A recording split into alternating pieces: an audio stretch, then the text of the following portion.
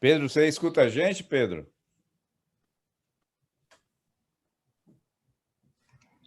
Doutores, apareceu uma Dizendo que agora está mensagem, transmitindo ao vivo. apareceu uma mensagem em cima da tela falando que está transmitindo ao vivo agora.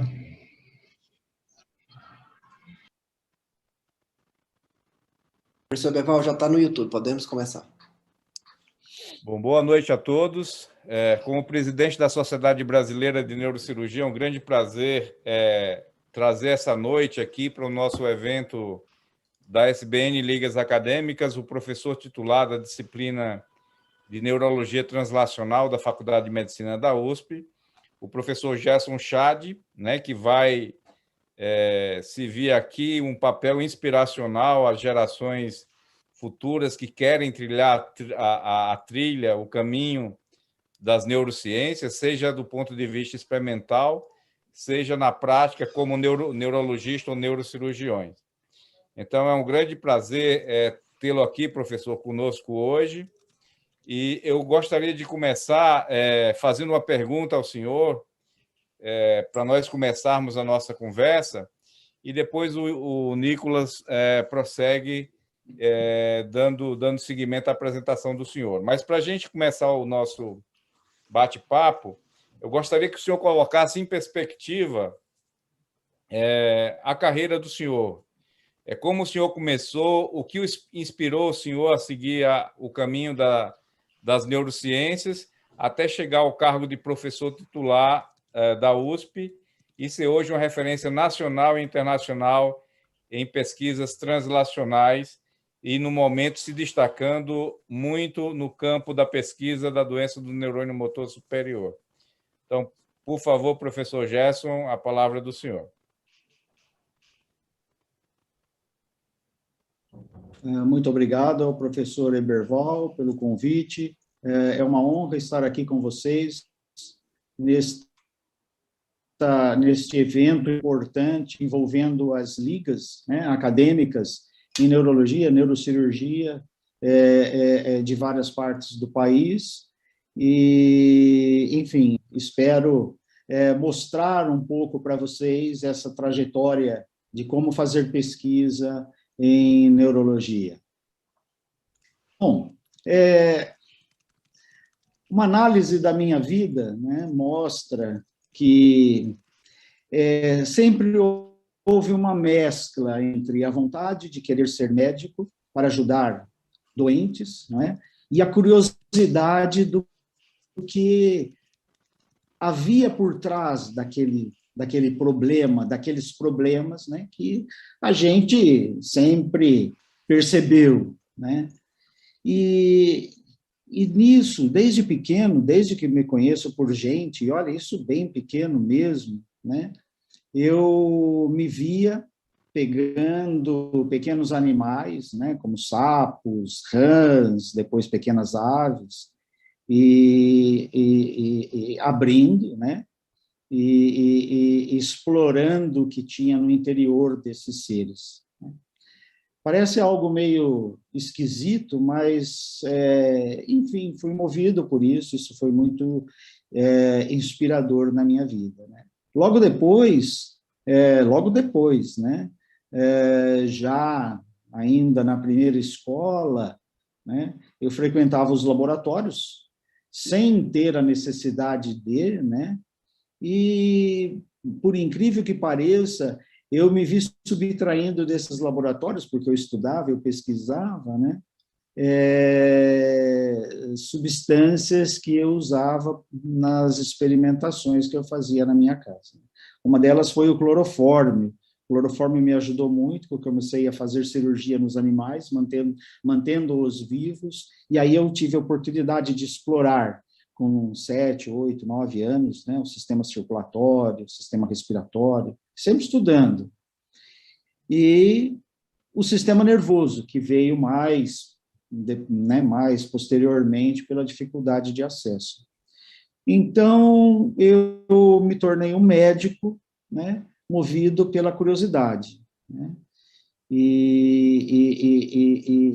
o meu cérebro era sempre, né, efervescente de inquietações. Então, logo depois, logo em seguida, a formatura, eu já sabia que eu queria seguir a carreira acadêmica, né? E naquela época, isso em 1985, né, não havia um incentivo à pesquisa acadêmica como é hoje, né? Os alunos são convidados a entrar nos centros de pesquisa, antes era diferente. Então, o contato mais importante com a pesquisa mesmo começou com a pesquisa científica, veio após a formatura. Imediatamente eu ingressei na pós-graduação em neurociências, na Universidade de São Paulo, e foi muito inspirador, porque na pós-graduação, eu tive a oportunidade de ter um contato mais próximo com o meu antigo mestre, o Eros Abrantes Enhart, que foi o introdutor da neuroanatomia no Brasil. E o Eros Abrantes Enhart, nesta oportunidade, me mostrou, né, uma outra faceta do estudo da neuroanatomia. Em seguida, já fazendo a pós-graduação, eu tive a grata oportunidade, o privilégio, né, numa idade muito, muito tenra ainda, muito jovem, de conhecer o professor César Timiaria, também um dos introdutores da neurofisiologia no Brasil, né? E o César Timiaria me deu grandes aulas particulares de neurofisiologia, mas com uma visão muito próxima da biologia, né? Da biologia de modo geral, da biologia da evolução, da biologia do mecanismo, mecanicista, e isso, de fato, foi moldando, né, a minha trajetória para me tornar um pesquisador.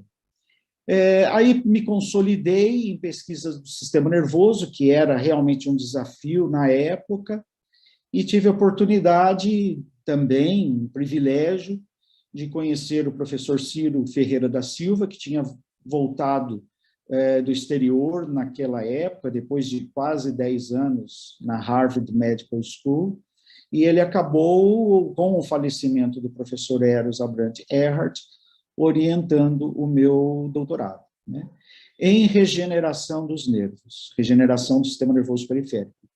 E foi muito inspirador, né? Inspirador não ao ver os nervos regenerarem, as fibras crescerem, fibras que não cresceram, neurônios que sobreviveram e neurônios que não sobreviveram ao processo neuroregenerativo, né?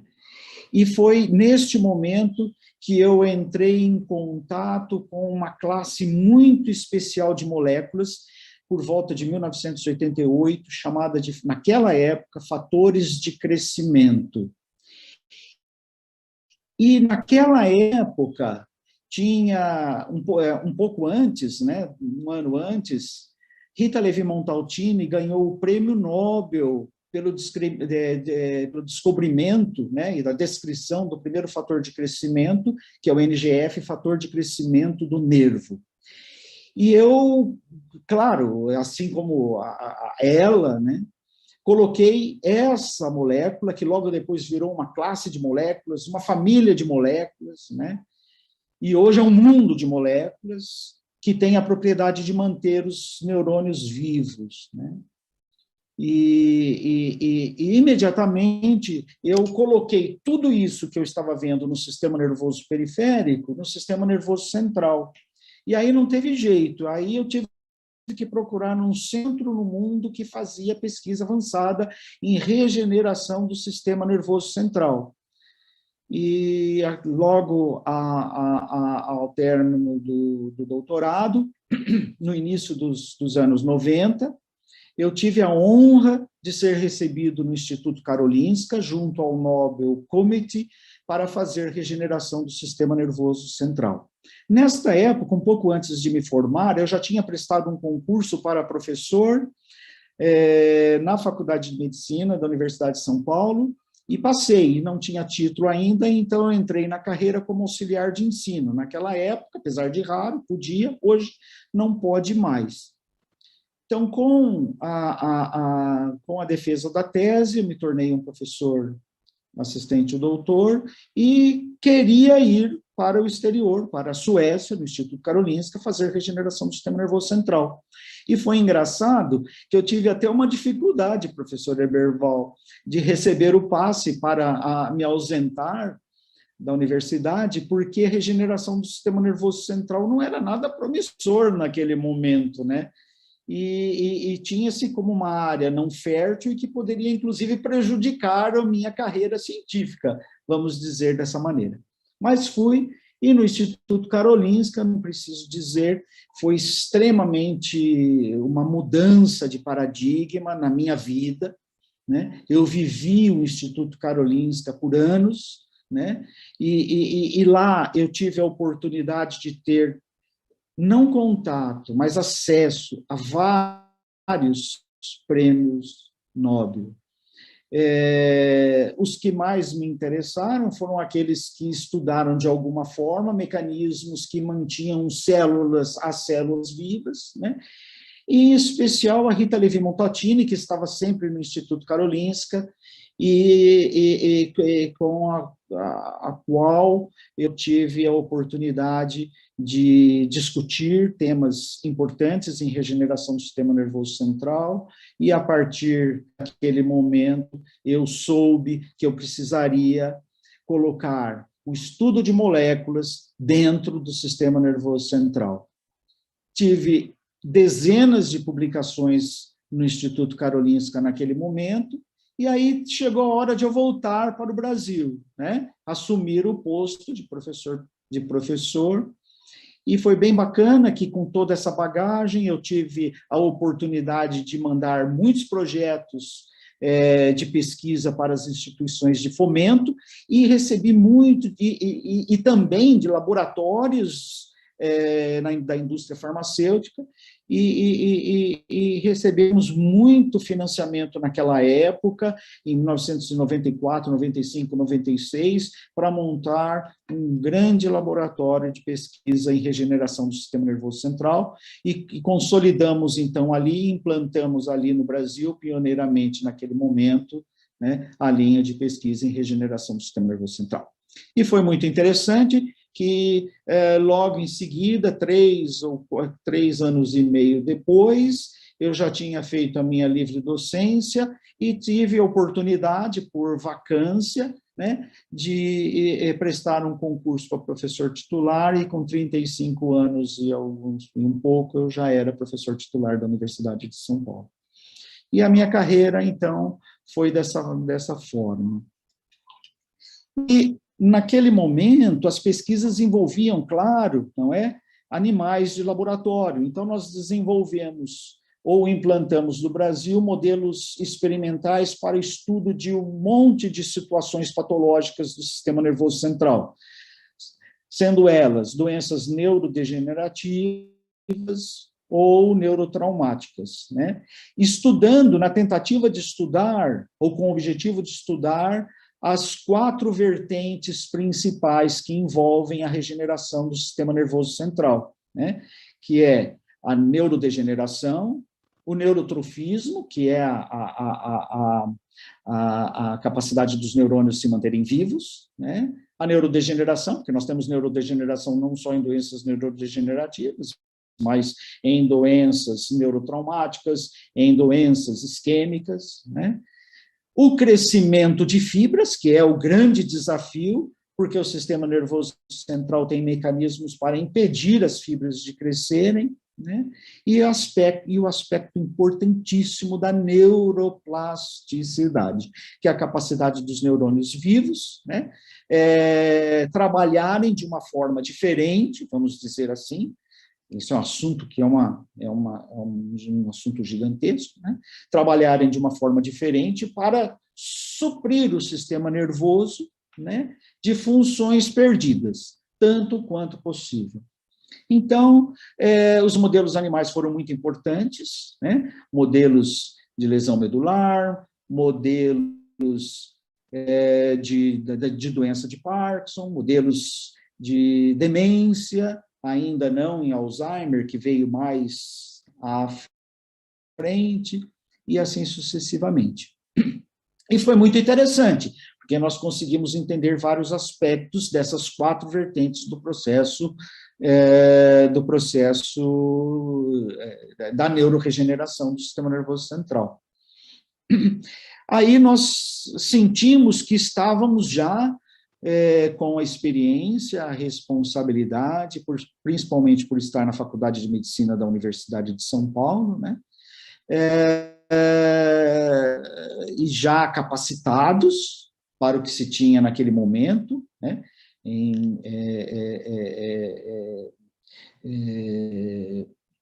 Por volta de 2006 a 2010, né?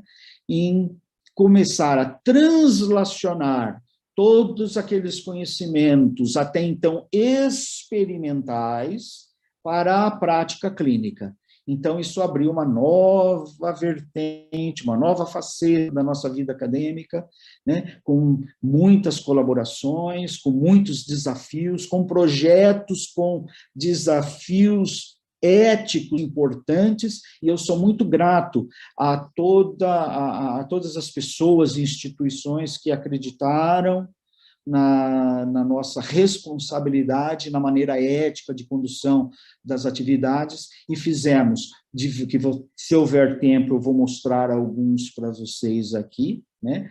Fizemos algumas abordagens, tá certo? Ali na fronteira da ética médica.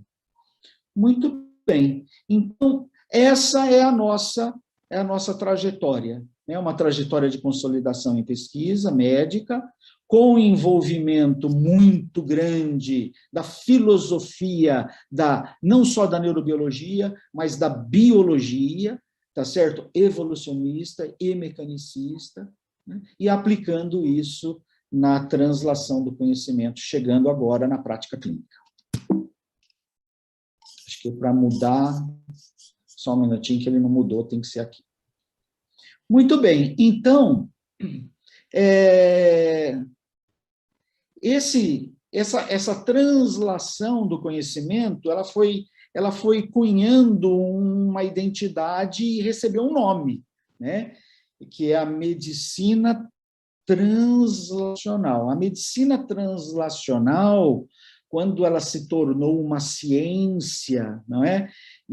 Com uma forma de ferramentas, de mecanismos, de ações, né? Ela acabou sendo usada de uma maneira lógica, né? Baseada em evidências, né? Para promover a solução de diversos solução ou a melhora ou avanço de problemas complexos na prática clínica.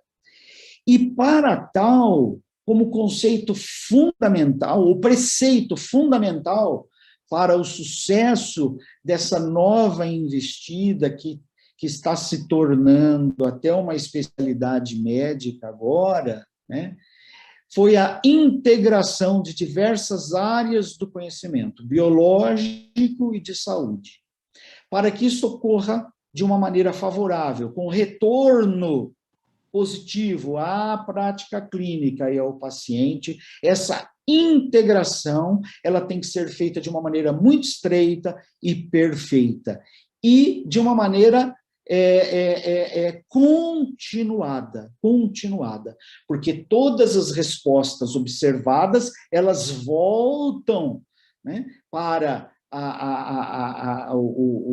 as bancadas de laboratório, para que, através delas e da interação com os pacientes, né, essas descobertas, elas sejam cada vez mais melhoradas, né?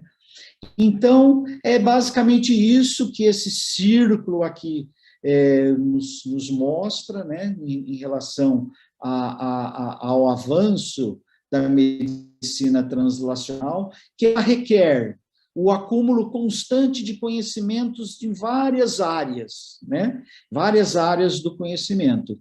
E isso sempre girando, né, para a melhoria de todo o conhecimento e as ações formuladas no momento anterior. Claro que muitas das ações, as desejáveis, não é? Elas dizem respeito a novas drogas, né? Ou a novos procedimentos, novas terapias, né? Mas a interpretação de mecanismos de doença, aspectos intrínsecos relacionados à doença, né? Como a gente vai ver, ou eventualmente, se der tempo, né? Faz parte do processo criativo da medicina translacional.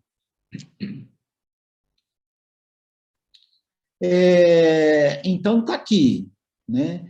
Então, para que isso ocorra bem, para que a medicina translacional ocorra bem, sempre nós temos aqui, né, um caminho de mão dupla, em todas as ações efetuadas, né? Seja ela baseada em modelos animais voltados especificamente para um problema clínico, os modelos animais precisam ser melhorados constantemente a partir da contribuição efetiva que eles dão para os problemas clínicos, né?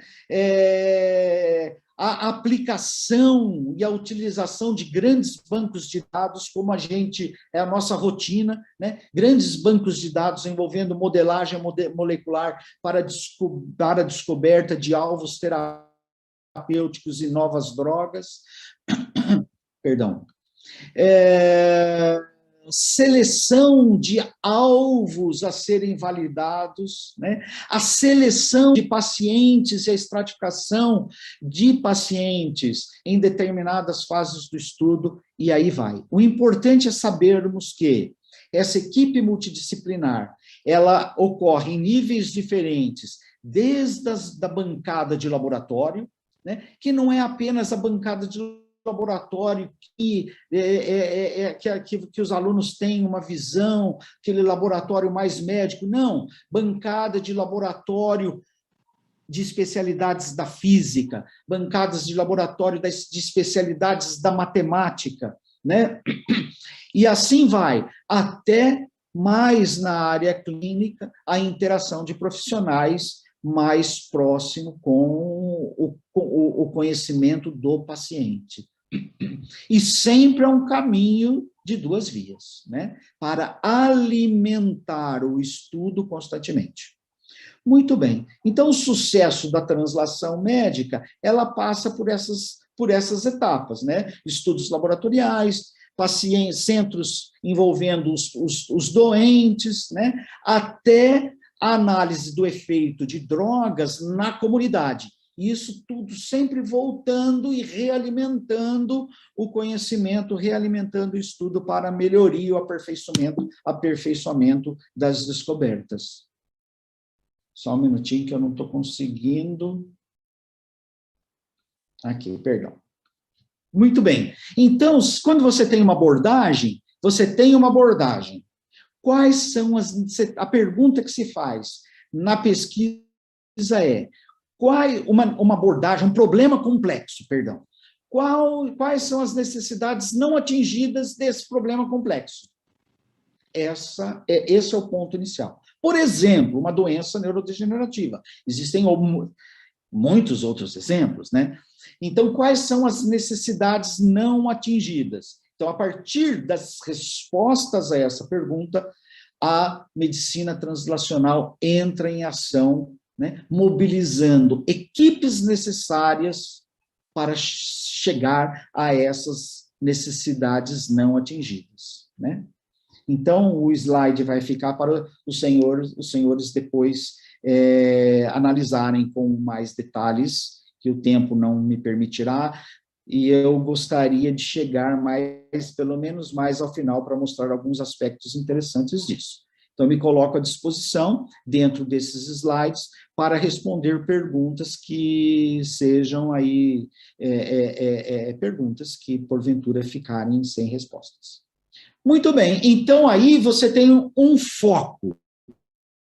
Você tem um problema complexo, você tem a pergunta efetuada, você tem uma série de respostas e tem equipes integradas, mobilizadas, né? Então, agora você tem um foco e você precisa seguir esse caminho, seguir esse foco, tá certo? Para tentar chegar o mais próximo possível da solução daquele problema.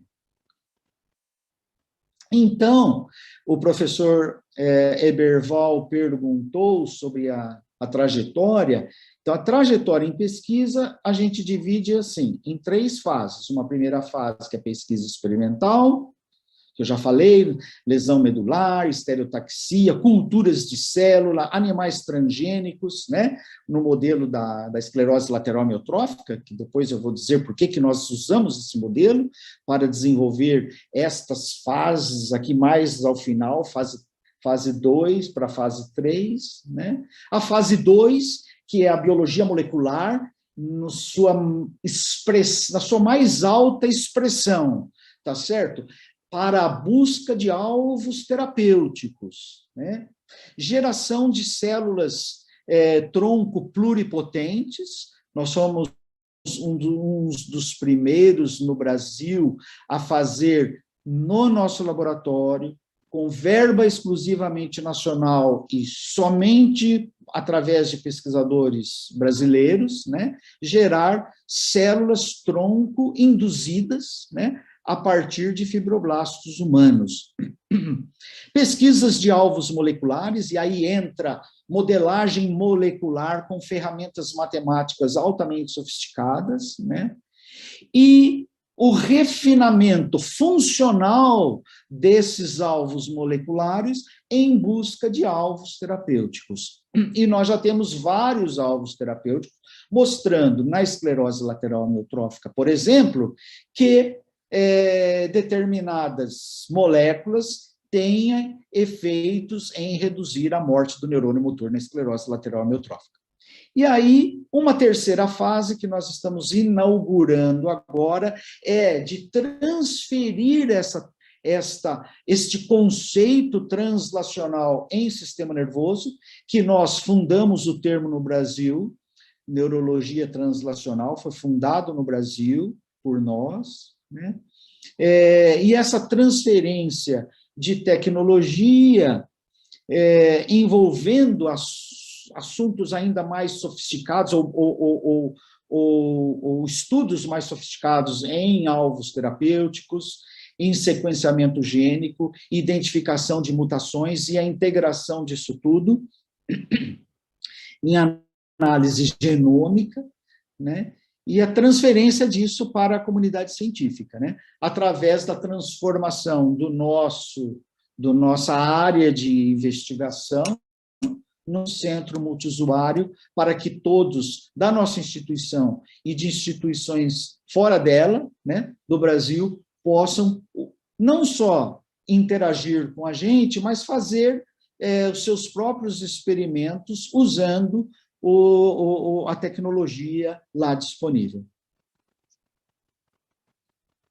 Muito bem, então existem vários detalhamentos, né? Identificação de biomarcadores para tudo, biomarcadores de diagnóstico, biomarcadores de seleção de pacientes, biomarcadores de evolução clínica para a seleção de pacientes, biomarcador de prognóstico, né? E isso nós estamos investindo bastante, né? Sequenciamento gênico, que é importante para a seleção, além das respostas que você dá para os pacientes, né? Nós tivemos a oportunidade de definir casos familiares de esclerose lateral amiotrófica no Brasil, até então desconhecidos por aquelas famílias, né?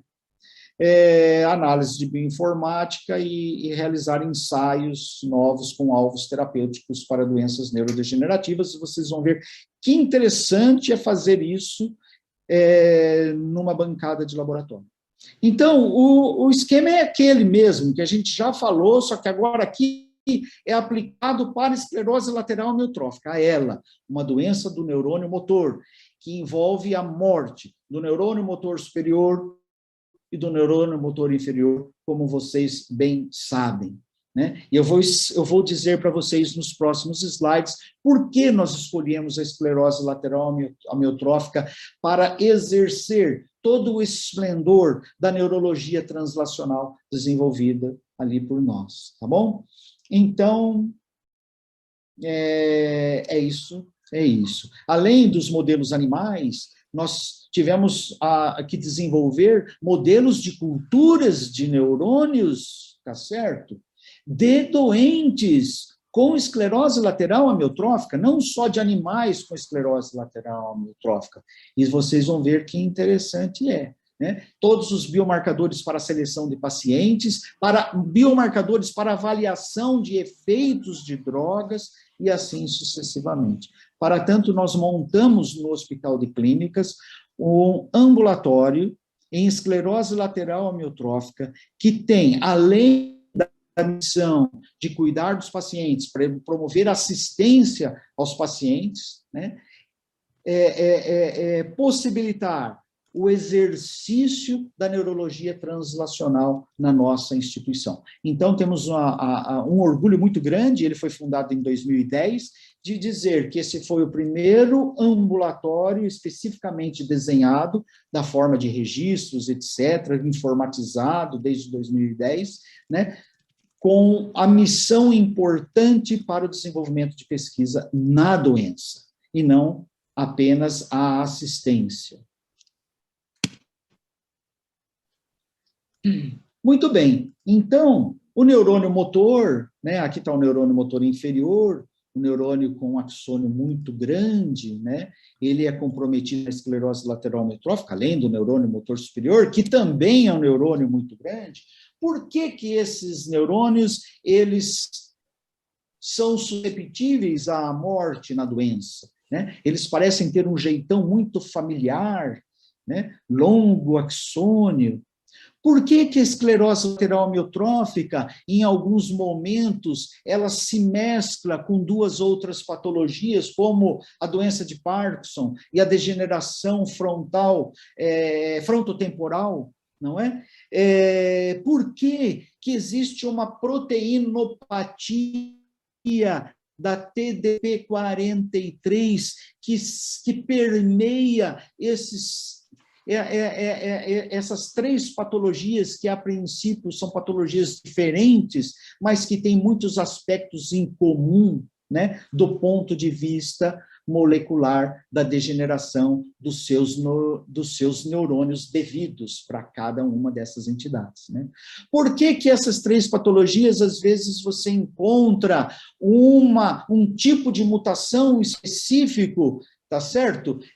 De uma forma bastante frequente, como a expansão do cromossomo 9, que foi descrita recentemente, né? Então, perguntas e perguntas a esse respeito nos fez seguir o caminho da esclerose, trilhar o caminho da esclerose lateral amiotrófica. Eu não vou falar aqui sobre esclerose lateral amiotrófica, está aí o slide, vocês sabem disso, é uma doença fatal, de evolução rápida, tá certo? Sem nenhum medicamento. Disse que o riluzol, né, ele aumenta a expectativa de vida do paciente em 2 a 3 meses, mas com uma análise bastante detalhada dos testes estatísticos usados nos trabalhos científicos, nos faz pensar que alguma coisa a mais, de fato, deva ser feito, além do riluzol, que é a única droga aprovada, nós temos uma hoje ainda, mas que apenas os Estados Unidos aprovou, que, enfim, então é uma droga, é uma doença que ela precisa ser estudada, tá certo? Ela possibilita isso, a forma como o tipo de neurônio comprometido e a forma como os neurônios morrem, né, nos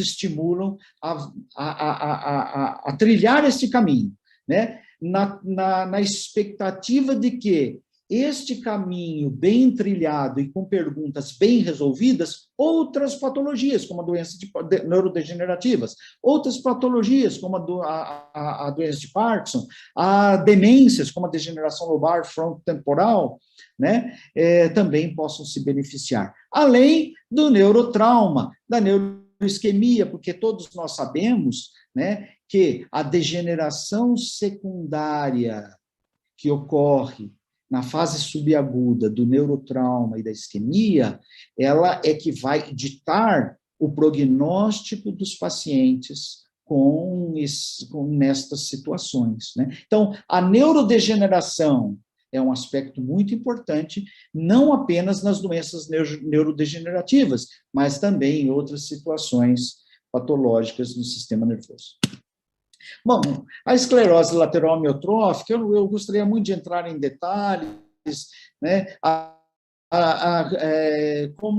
Como é o paciente com esclerose lateral amiotrófica que apresenta degeneração do neurônio motor superior e inferior em graus e velocidades diferentes, o que dá uma clínica bastante, vamos dizer, bastante sofisticada, né? E que, de fato, por conta disso, acaba se mesclando com várias outras patologias do sistema nervoso periférico, principalmente, né? E que apenas a evolução clínica do doente, muitas vezes, né, além da exclusão de outras patologias, né, nos permite o diagnóstico definitivo da esclerose lateral amiotrófica.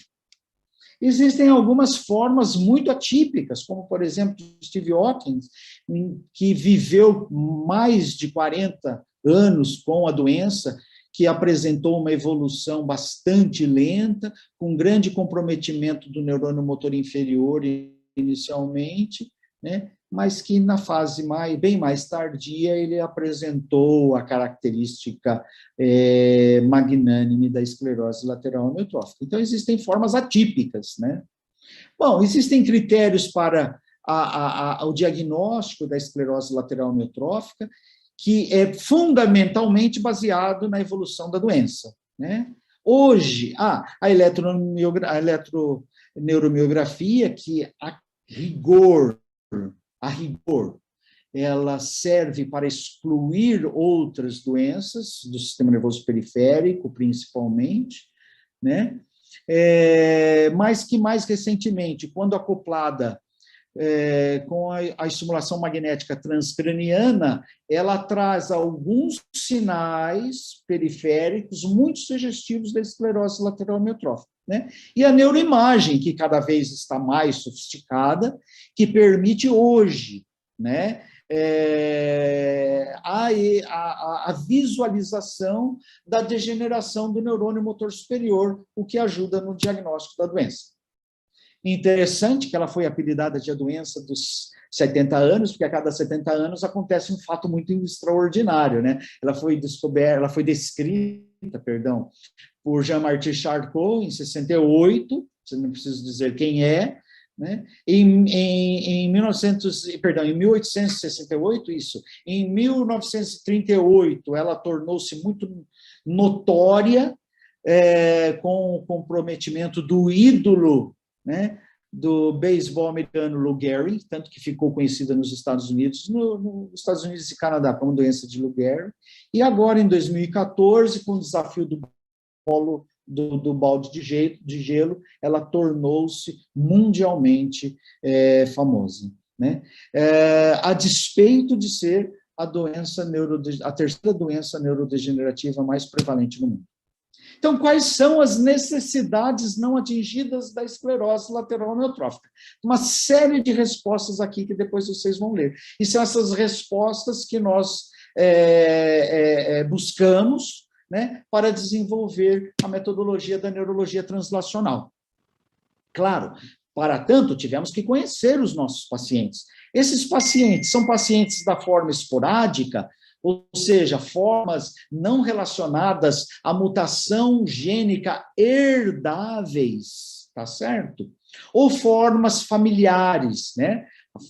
ou familiar, como também é conhecido, né? Onde encontra-se nitidamente um padrão de herança genética na família, né? E hoje, com os sequenciamentos gênicos cada vez mais sofisticados, você consegue descrever com mais facilidade as mutações gênicas, né, que se repetem nos membros da família. Até algum tempo atrás, considerava-se, né, a grande prevalência da mutação do gene SOD1. E o gene SOD1, a mutação do gene SOD1 inserida em animais experimentais, passou a ser um dos mecanismos mais utilizados para o estudo da doença, né? Só que não conseguia responder as perguntas, este modelo, né? Muito possivelmente porque esse não é o efeito mais importante, causador ou com grande envolvimento da neurodegeneração na esclerose lateral amiotrófica. Então, a pesquisa translacional pelo mundo, né, mostrou outros genes, mutação de outros genes, ou mutação de outras formas de mutação, e que são até mais prevalentes, bem mais prevalentes do que a inicialmente descritas, né? E já sendo usadas como modelo experimental, como a expansão do cromossomo 9, né? Para o estudo translacional da esclerose lateral amiotrófica. Então, é imperioso, você vai fazer um estudo translacional, já chegando na clínica, você tem que estudar o padrão genético daquela doença. E aí, o que nós fizemos, não é? Nós tínhamos uma população identificamos uma população bem definida de forma familiar da esclerose lateral, de forma familiar, né? Com herança genética da esclerose lateral amiotrófica no Brasil, né? E esses pacientes, a doença familiar é quase endêmica em algumas regiões, como algumas regiões do Minas Gerais, do Espírito Santo, né? Onde o número de pacientes com essa forma da doença é muito grande. Então, isso nos ajudou, foi nos ajudando a estratificar os pacientes, né? Com mutação, sem mutação, e aí estratificar os possíveis mecanismos relacionados à doença. Você não consegue desenvolver um alvo terapêutico sem passar por esse processo antes. Então, tivemos a grande felicidade de formar um grande projeto de ELA familiar no Brasil, né? E nós tivemos no Hospital de Clínicas um encontro de um grande número de famílias que vieram de todas as partes do Brasil para fazer os exames clínicos multidisciplinares com a gente, né? Além das análises genéticas e análises moleculares. E avançamos muito nesse processo. Então, está aqui mutações gênicas descritas, muito bacana, a expansão do cromossomo 9, fomos os primeiros no Brasil a mostrar a expansão do cromossomo 9, ela está presente em 45% das formas familiares de esclerose lateral amiotrófica no nosso país. E é altamente patogênica. Nessa forma, que é a forma da mutação da VAPB, a mutação foi descrita pela professora Maiana Zatz, aqui na Universidade de São Paulo, e recebeu o nome de ELA8. Ela leva a uma forma de esclerose lateral amiotrófica que inicialmente era até não considerada esclerose lateral amiotrófica, né? De evolução muito lenta, com neurônio motor inferior comprometido. Então, nós trouxemos esses pacientes para o Hospital de Clínicas para fazer análise rigorosa do comprometimento do neurônio motor superior e vimos que o neurônio motor superior está comprometido. Muito bem.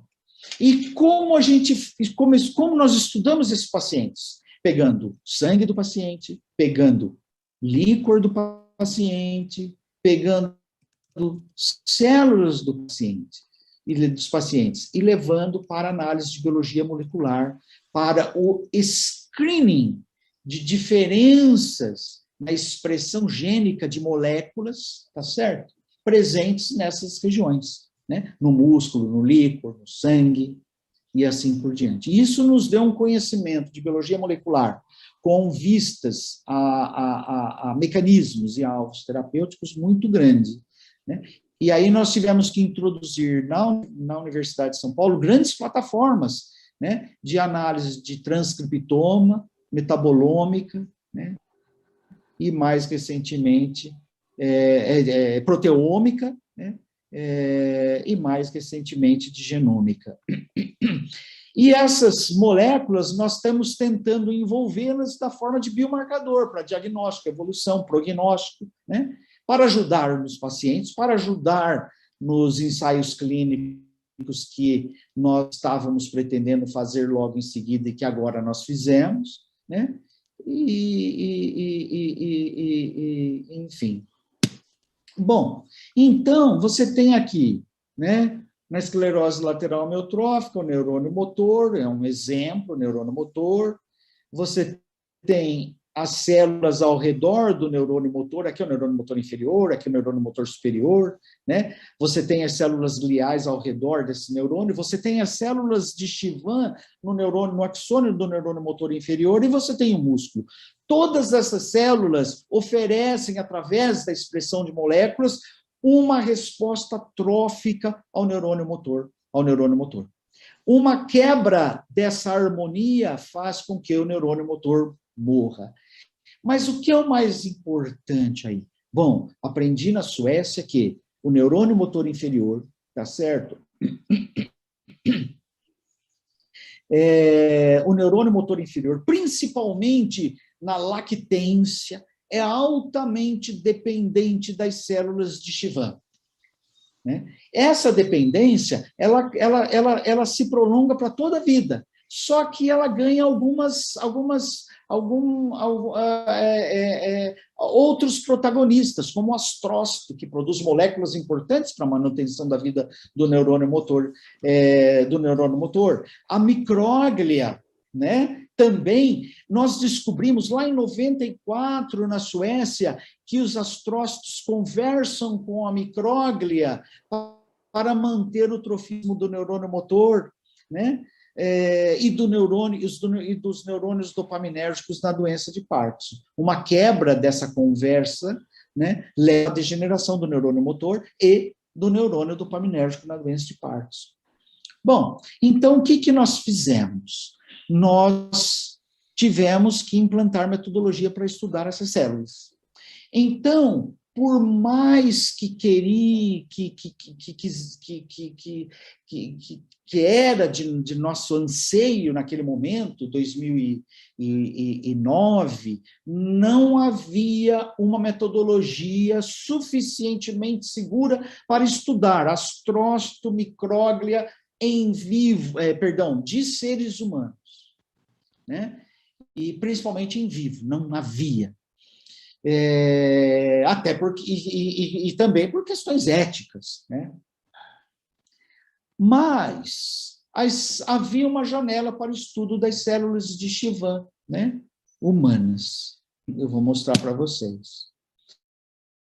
E células de Chivan, que eu falei há pouco, são muito importantes para a manutenção do trofismo do neurônio motor. Então,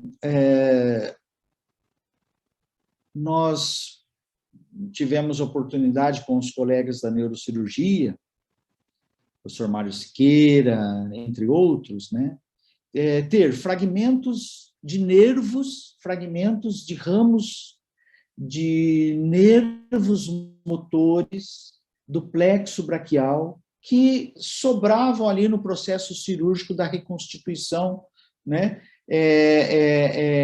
subaguda e crônica de lesões do plexo braquial.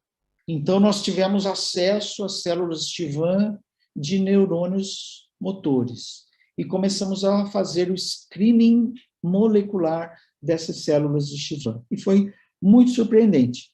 A partir deste momento, nós quisemos estudar as células de Chivan dos doentes com esclerose lateral amiotrófica. E conseguimos mostrar institucionalmente, de modo muito sério, que os benefícios seriam muito maiores que os prejuízos né, aos pacientes com esclerose lateral amiotrófica se eles doassem um fragmento do nervo extensor curto do hálux, né, no pé, para o estudo das células de Chivan.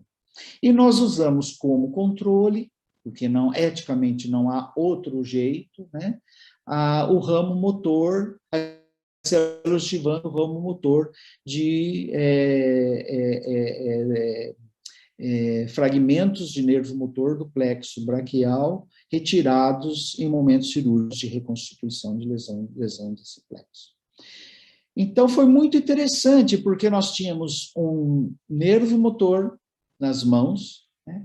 O paciente, ele ganhava uma pequena fragilidade, né, na extensão do hálux, que pelo desenrolar da doença, né, todo membro ficava paralisado mês seguinte, então, pela doença, então não havia nenhuma repercussão maior, e isso foi considerado como um procedimento ético em benefício do doente.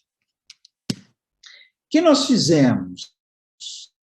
Né? Além de toda análise, nós fizemos de toda análise genética dessas células de Chivan, e percebemos que as células de Chivan dos doentes com esclerose lateral amiotrófica eram bem diferentes das células de Chivan dos pacientes controles, né? E isso começou a desenhar vias de sinalização, tá certo? Moleculares envolvidas em processo neurodegenerativo. E aí abriu a porta, foi um open house nas nossas pesquisas, né? Através do método de microarranjo de DNA, métodos de transcriptoma e métodos de biologia molecular bastante sofisticados. E percebemos que, na esclerose lateral amiotrófica, essas células produziam quantidades menores de moléculas neurotróficas. Aquelas moléculas que vieram lá dos fatores de crescimento, né, e que nós recebemos a inspiração da Prêmio Nobel Rita Levi-Montalcini para continuar o estudo delas. Então, moléculas com fatores neurotróficos com ação em neurônios motores, reconhecidos in vitro, em experimentos envolvendo animais, estavam diminuídas nas células de Chivan do paciente com esclerose lateral amiotrófica. E aí, então, nós mandamos um aluno para o Japão para fazer um estágio com o professor Yamanaka, que tinha acabado de receber o Prêmio Nobel por desenvolver uma técnica que, a partir de um fibroblasto da pele, né, a partir de um fibroblasto da pele, ele modificava geneticamente esse fibroblasto, né, introduzindo fatores genéticos, né, de transdiferenciação, e essas células de fibroblasto, elas regrediam e tornavam-se células com capacidade de reproduzir e células com capacidade de formar outros tipos celulares, ou seja, células-tronco. Mas não células-tronco naturais, células-tronco induzidas pelo homem. Muito bem, o aluno voltou e nós implantamos toda a metodologia no Brasil e fomos os primeiros a fazer células-tronco induzidas de fibroblastos não da pele, porque fibroblasto da pele é para estudar doenças genéticas, e nós queríamos estudar as formas mais prevalentes de esclerose lateral amiotrófica, que são as formas esporádicas da doença, aquelas que não envolvem uma herança genética. Então, nos pareceu que os melhores fibroblastos para estudar isso eram os fibroblastos que compunham o arcabouço, tá certo? Do nervo periférico do doente. Então, nós fizemos essas células-tronco induzidas a partir dos fibroblastos do nervo motor do doente. Depois, nós fizemos também células-troncos induzidas a partir de células de Chivan, lá do nervo motor do paciente. A partir dessas células-tronco, num processo exaustivo e dificílimo, nós levamos 2 anos e meio para conseguir isso, nós conseguimos que transformar essas células-tronco induzidas em neurônios motores. Olha, neurônios motores humanos, né? Neurônios, é muito difícil você manter neurônio em cultura, a célula morre. Você consegue manter neurônio em cultura, neurônios de animal. Você vai lá, tira o neurônio e implanta numa placa de cultura, você mantém o neurônio ali 5, 7 dias e ele morre. Então, é muito difícil você estudar neurônio. E fazer isso, neurônio humano, é impossível, porque você não consegue retirar neurônios de cérebro e medula espinal pós-mortem, e eles tornam-se rapidamente inviáveis para a cultura. Então, você diferenciar uma célula-tronco induzida em neurônio é um grande avanço para a pesquisa médica. E nós diferenciamos não apenas em neurônio, mas nós diferenciamos este neurônio, subsequentemente, em neurônio motor inferior, com todas as características químicas que definem como neurônio, mas não apenas como neurônio, mas também neurônio motor, né, com marcadores exclusivos de neurônio motor. Então, nós fomos os primeiros no mundo a fazer neurônio motor de paciente com esclerose lateral amiotrófica. Aliás, fomos os primeiros no Brasil a fabricar neurônios humanos em laboratórios. E isso nos honra muito. E aí o que nós fizemos? Submetemos esses neurônios às análises de biologia molecular, às análises de pesquisas de alvos de sinalização e alvos terapêuticos. E nas moléculas que despontaram como moléculas que estavam levando a um funcionamento inadequado da célula, né? Essas vias moleculares, elas levaram essas alterações funcionais para este órgão aqui, a mitocôndria, como um possível vilão na esclerose lateral amiotrófica forma esporádica, e que foi um grande avanço nas pesquisas. Aí, com a modelagem molecular, tudo isso foi sendo colocado dentro dos algoritmos, nos algoritmos matemáticos, né? As vias de sinalização alteradas e as moléculas, os alvos, né? No neurônio motor transformado, nas células de Chivan de pacientes com ela, né? E disso acabaram despontando umas novas vias de sinalização e alguns novos alvos terapêuticos que nós testamos nos neurônios transformados em laboratório, neurônios humanos de pacientes com esclerose lateral amiotrófica, neurônios transformados humanos, os pacientes, né, confrontados com esses alvos terapêuticos no laboratório. E nós percebemos que, por exemplo, aqui em verde, quando você não colocava nessa cultura de neurônios motores transformados as determinadas moléculas, os neurônios morriam rapidamente. Quando você acrescentava nessas culturas de neurônios motores transformados estas moléculas, os neurônios sobreviviam por um tempo maior, um tempo prolongado. Então, esse é o caminho da pesquisa dos alvos terapêuticos. Disso posto, nós recebemos um honroso convite, mas que acabou sendo um edital, onde todo o Brasil concorreu e nós vencemos, mas acabou sendo um convite, porque nós ajudamos a formular essa ideia, né, de contar a verdade sobre células-tronco em neurologia. E, claro, né, nós usamos o modelo de estudo da esclerose lateral amiotrófica para isso, por toda a experiência que a gente já tinha. E também por outras razões, né? Então, nós fizemos um estudo fase 1 de segurança /2 de efeitos iniciais, né, de 2 doses intratecais de célula-tronco mesenquimais autólogas, retiradas da crista ilíaca dos pacientes, né, obtidas de células estromais da medula óssea desses pacientes, né, com esclerose lateral amiotrófica. Então, uma equipe da hematologia fazia os aspirados, nós mandávamos esses aspirados para um dos laboratórios do Ministério da Saúde, especificamente, né, O Centro de Biotecnologia é um dos 7 apenas, da PUC do Paraná, pela afinidade que nós tínhamos com o centro e pela excelência do centro. O centro retirava as células-tronco estromais de lá, essas células-tronco eram expandidas, né, num número suficiente a fazermos 1 milhão de células por quilograma de pacientes, tá certo? Em 2 injeções intratecais na região lombar, separadas por 30 dias. E depois o segmento desses pacientes.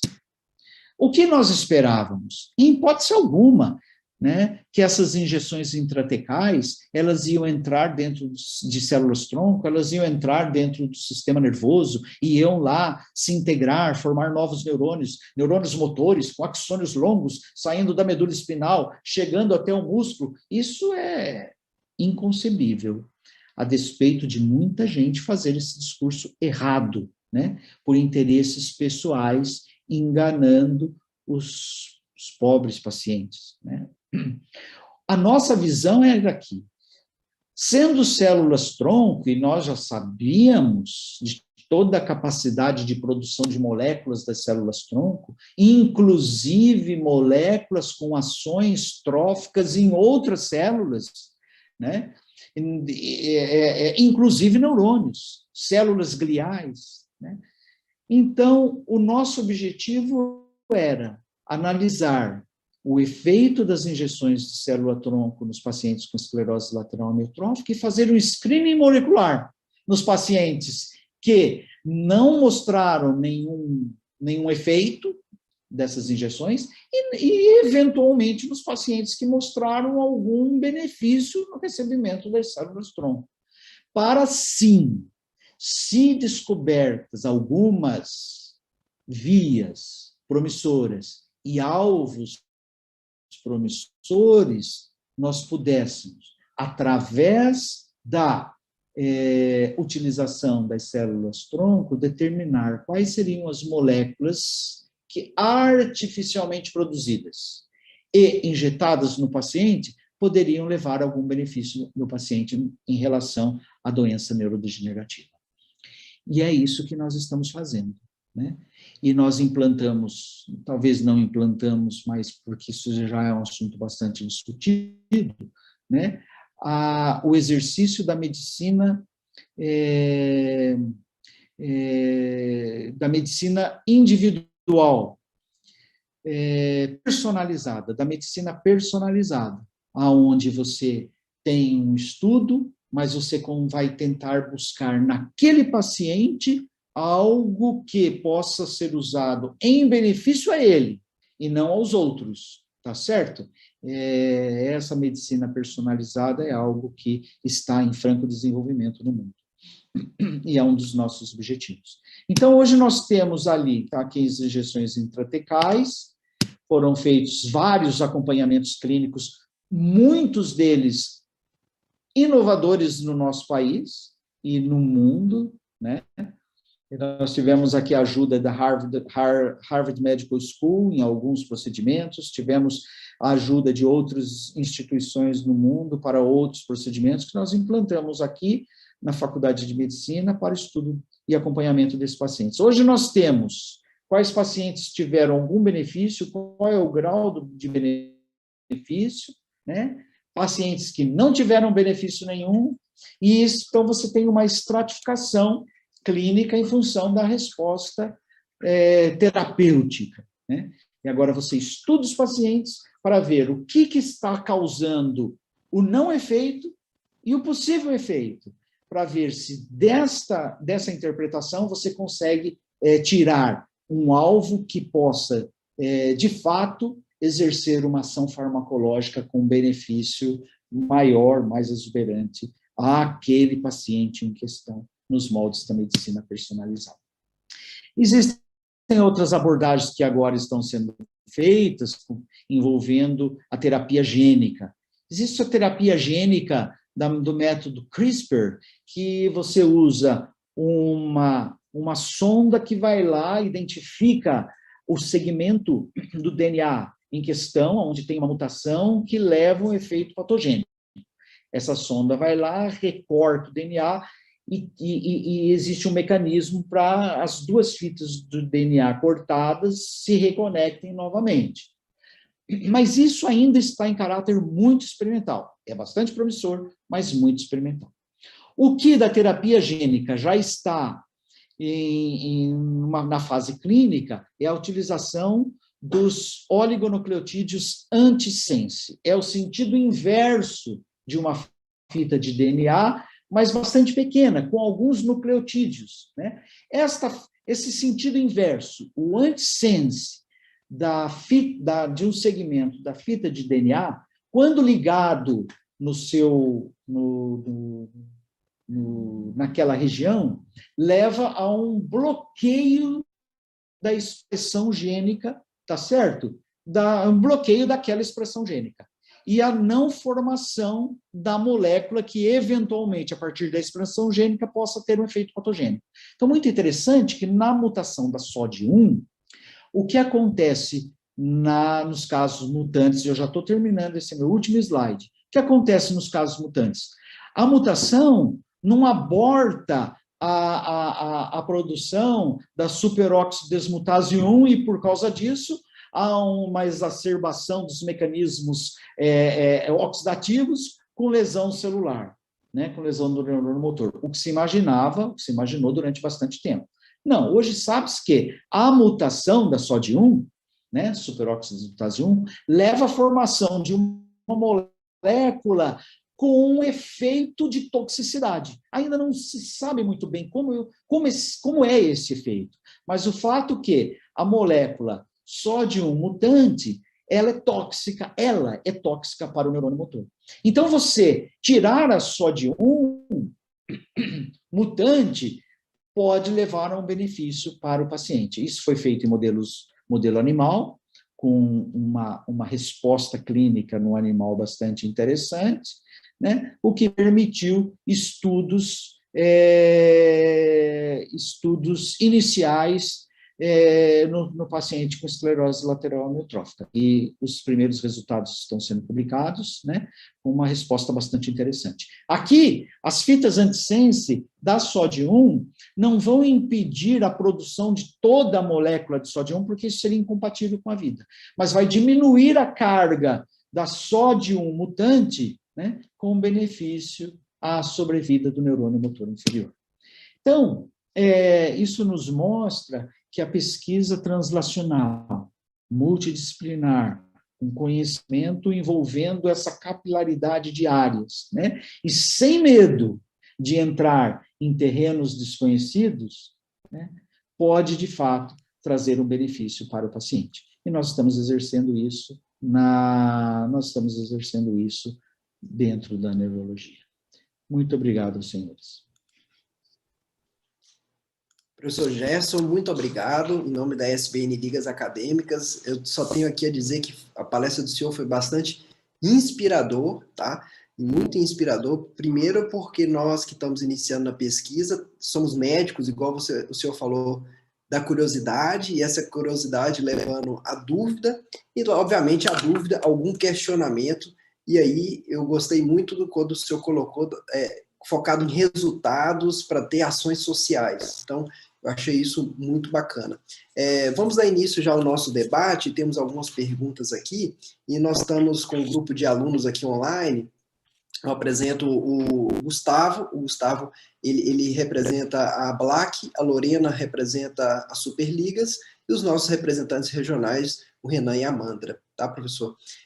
Temos uma pergunta online, eu inicio por ela, logo em seguida eu dou início à Lorena. Imagino, o João Pedro, ele fala o seguinte: imagino que a pesquisa translacional seja bastante caro. Dentro da realidade do senhor, o que isso limita?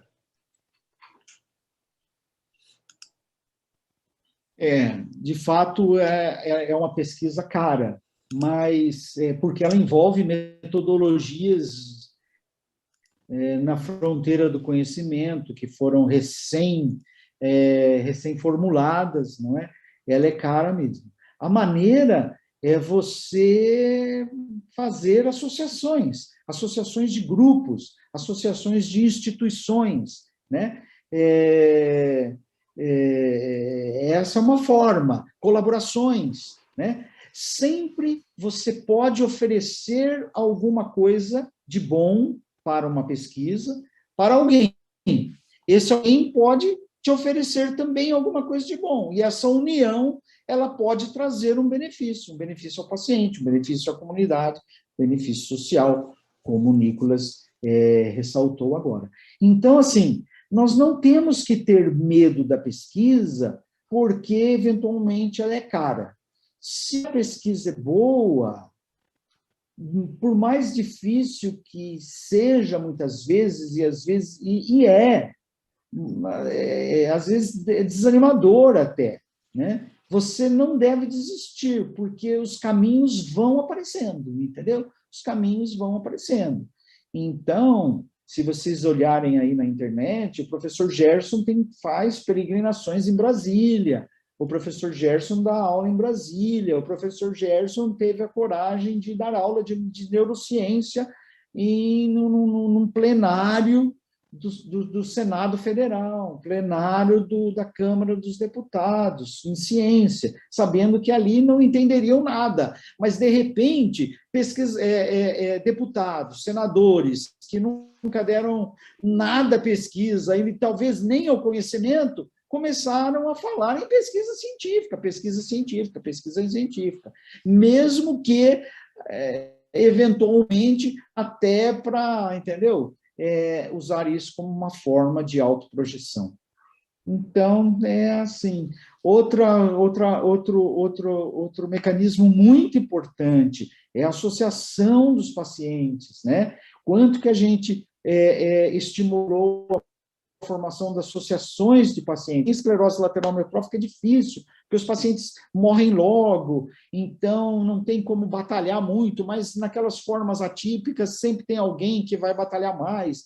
E aí você sai do seu, entendeu? Do seu pedestal de clínico, sai do seu pedestal de médico, vamos dizer assim, né? E se junta a eles numa empreitada, e é muito interessante. É muito interessante, porque você vai junto, para lá, para cá, sobe na van, janta junto, sonha juntos, conseguem juntos e comemoram juntos. Então, caminhos existem, a gente não pode fraquejar. Perfeito, professor. E um dos grandes ensinamentos de tudo que o senhor mencionou para mim é a questão da persistência e resiliência, né? Não tem como falar em pesquisa se você não ir testando até chegar em um norte. Eu vou passar agora a palavra para a aluna Lorena, e em seguida vai ter uma série de perguntas, professor, dos alunos, e aí a gente já inicia o debate. Lorena. À disposição. Boa noite, professores. Primeiramente, eu gostaria de agradecer pela brilhante palestra e pela oportunidade de representar a Superliga Brasileira de Neurologia e Neurocirurgia nesse evento com uma proposta tão importante para os graduandos. Para iniciar, né, dar continuidade, na verdade, para as perguntas, eu gostaria de saber quais são as principais dicas que o senhor poderia dar para os graduandos que têm interesse pela pesquisa e, claro, almejam, né, pesquisas de alto impacto, em revistas de alto impacto. Olha, acho que a gente nunca a gente nunca realizou uma pesquisa sem um aluno por perto. O aluno muitas vezes chega tímido, né? Com medo, tímido, porque não tem conhecimento daquelas metodologias, não é? E a gente tem que estimular. Você vai aprender com outras pessoas que estão há mais tempo que você. Então, firme. E foi muito bacana, porque desde o início da minha trajetória, nós sempre tivemos alunos de graduação por perto e recebendo prêmios, né? O meu primeiro prêmio foi em 95, né? Que eu fiquei anos fora do país, e foi muito bacana que nós ganhamos o prêmio da área de saúde, eram 4 prêmios, um de cada área, né? Nós ganhamos o prêmio da área biológica, exatas, humanas, e a quarta eu não me lembro. E foi muito bacana. e eles foram representar o Brasil nos Estados Unidos, foi noticiado nas imprensas, os embaixadores da USP, e os meninos foram lá, com tudo pago, foi uma delícia, né? Foi o primeiro prêmio. Depois a Universidade de São Paulo manteve esse prêmio pelos anos subsequentes. A gente ganhou outros, inclusive, mas o primeiro foi muito especial, né? Porque foi altamente noticiado. E nós tivemos alunos da graduação que resolveram fazer mestrado. Eu tive alunos que queria fazer mestrado junto com a residência, e depois houve um impedimento, então teve que interromper, mas ele já na graduação, ele conseguiu fazer o grosso da aquisição de dados, e aí ele fez os primeiros anos de residência, até que a coisa desafogou um pouquinho, e no terceiro ano ele veio para a pós-graduação para fazer os créditos, aí ele acabou a residência e defendeu a tese. Então, nós tivemos alguns residentes que acabaram a residência e já se tornaram PhD logo depois, né? Então, por exemplo, o professor, que agora é da nossa instituição, o professor Gilberto Oshman, foi um exemplo bem bacana, porque a tese dele ficou maravilhosa. Depois nós tivemos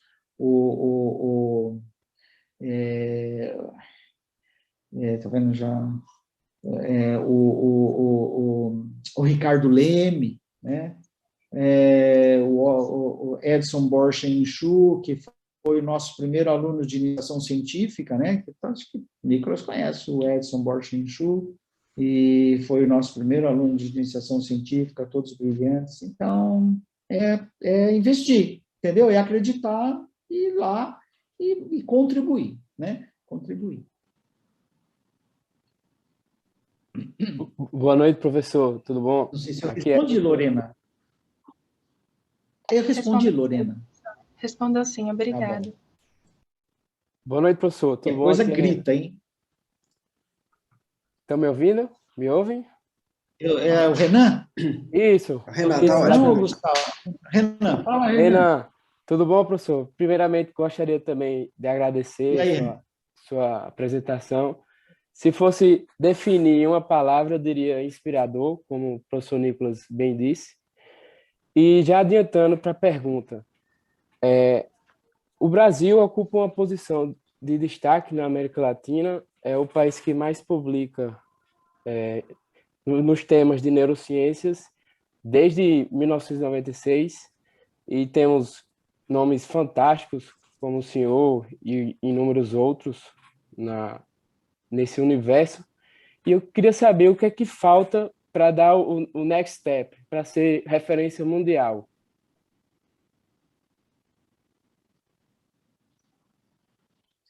Olha, pesquisa é colaboração, né? Claro que nós pesquisadores temos que desenvolver mais ações melhores para fomentar a pesquisa nacional. Nós temos que amadurecer mais esses aspectos, né? Nós temos que sair dos nossos nichos, nós temos que perder as vaidades, nós temos que perder os ciúmes das nossas áreas de investigação, não é? E nós temos que apostar no coletivo, né? Então, não adianta ter alguns centros de excelência na região sudeste, alguns centros de excelência na região sul, alguns centros de excelência na região nordeste, principalmente, né? Nós temos que ter mais centros de excelência. E esses centros têm que formar redes concretas, né? De interação, né? Então, com as redes, você pode fazer o seu experimento, vamos por nós aqui em São Paulo, né, lá em Belém, porque lá tem algo que nós não temos aqui. Poderíamos ter, vamos pensar assim. Mas se lá ele tem, por que eu vou replicar aqui se com uma boa colaboração a gente troca as expertises, vai um aluno lá, o aluno faz lá.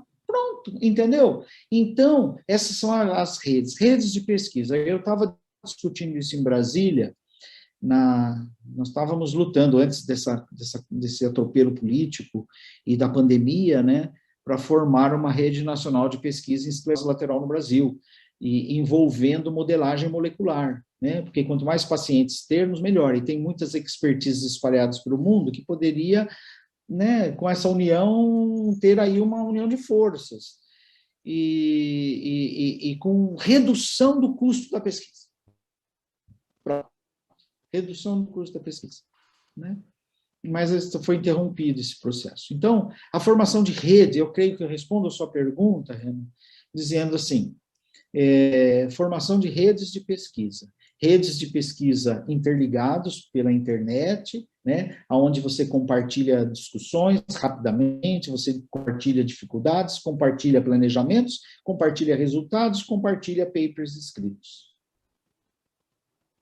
Perfeito, professor. Obrigado. Respondeu, sim, minha pergunta. Isso aí eles fazem muito lá fora, muito. Tem outros aspectos importantes, viu, Renan? Tem outros aspectos importantes.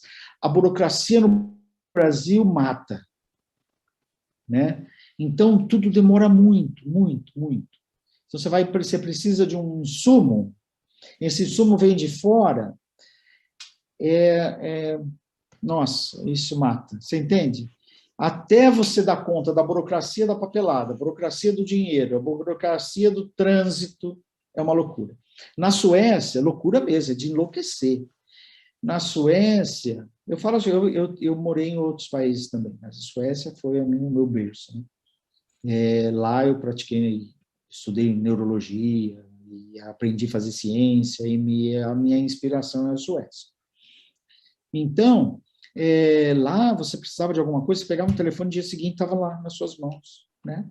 Era incrível. E é um país, olha, o PIB é bem menor que o brasileiro, bem menor, tudo é bem menor que o brasileiro, mas as pessoas, na parte científica, as pessoas não querem perder o status quo do Nobel Institute, né? Então, funciona. Professor, a Amanda, ela tem já uma pergunta aqui já engatilhada, mas o João Pedro aqui online, ele deixa a seguinte pergunta para o senhor. Fala, Amanda. Tá? Aqui no YouTube. A modelagem molecular é via bioinformática? Bioinformática. Não deu para falar tudo, é bioinformática. Ferramentas de bioinformática. Vamos lá, Amanda. Muitas ferramentas. Fala, Amanda Mello. Boa noite, doutor. Eu sou a Amanda Mello, representante da SBN Região Sudeste. Gostaria de agradecer pela oportunidade e parabenizar pela palestra. Eu tenho uma pergunta para o senhor, que é, ao iniciar na produção científica específica para a neurociência, quais são os principais desafios? Cortando. Você conseguiu me ouvir? Então, cortou, ao iniciar, o que cortou, perdão? Professor Gerson, eu vou ajudá-la. Ela falou o seguinte, que quando inicia a pesquisa em neurociência, quais são os principais desafios? Está cortando, acho que é... Uhum. Olha, que pergunta, hein? Olha, essa pergunta é uma pergunta desafiadora. Olha, eu acho que o principal desafio é você acreditar no potencial do sistema nervoso. Se você acreditar no potencial do sistema nervoso, você começa a trilhar o caminho da pesquisa em neurociência. O sistema nervoso tem um potencial inimaginável. Tem uma reserva e tem um potencial de se modificar, entendeu? Para suprir deficiências, para dar conta de novas exigências, né? E isso é muito animador. Interessante que, e aí aí eu aprendi com César Timiari, né? Você olha para a biologia, você olha para o mundo biológico, porque o sistema nervoso do ser humano, ele veio de algum lugar, né? Ele veio de um processo evolutivo. É uma longa história, não é? E interessante que o sistema nervoso, ele tornou-se complexo. Por quê? No processo ativo, aqueles ganhos muito anteriores, tá certo? Nos seres menos desenvolvidos na escala filogenética, não foram eliminados. Eles continuaram lá, né? Perderam um pouco a importância, tá certo? Frente a novas áreas, novos tipos de neurônios, novas conexões, né? Que apareceram posteriormente na escala filogenética. Mas aqueles ganhos anteriores estão lá, né? Então, se você perde alguma coisa, você tem áreas que não eram tão, vamos dizer assim, sofisticadas funcionalmente, que podem ajudar muito quando você tem um determinado problema específico, entendeu? E isso é acreditar no sistema nervoso. Acreditar no sistema nervoso te permite ganhar muito para o seu paciente, entendeu? Muito. E é a neuroreabilitação. A neuroreabilitação é exatamente isso, é uma disciplina nova, a neuroreabilitação, né? E ela é galgada na neuroplasticidade, neurotrofismo, né? E um pouco em crescimento de fibras. Crescimento de fibras já é algo um pouco diferente, né? Então é isso, é acreditar no potencial do sistema nervoso, em todas as áreas, na pesquisa, na medicina, tá certo? Na orientação da sua equipe multidisciplinar. Perfeito, professor. Temos o Gustavo agora com mais uma pergunta. Olá, boa noite. Dr. Gerson, agradeço, assim como os demais, agradeço a palestra do senhor. Foi uma palestra muito esclarecedora, como o Renan e o Dr. Nicolas falaram, inspiradora. Agradeço também ao Dr. Nicolas pelo convite e pela honra de estar aqui representando a Associação Brasileira das Ligas Acadêmicas de Cirurgia. Foi uma aula excelente. E a minha pergunta, a palestra foi muito interessante, foi bem focada na parte da medicina translacional e da prospecção dessas pesquisas da neurociência para a neurologia. Eu acho que a minha pergunta encaminha mais nesse sentido. Eu gostaria de saber se o senhor imagina que as pesquisas que se fazem nas áreas de neurociências, elas são mais voltadas para serem descritivas, mecanísticas, descreverem os métodos, ou elas já são mais, como o senhor apresentou aqui, direcionadas ao desenvolvimento de terapias, de patologias que nós já conhecemos, elas são mais translacionais ou elas são mais de bancada ainda?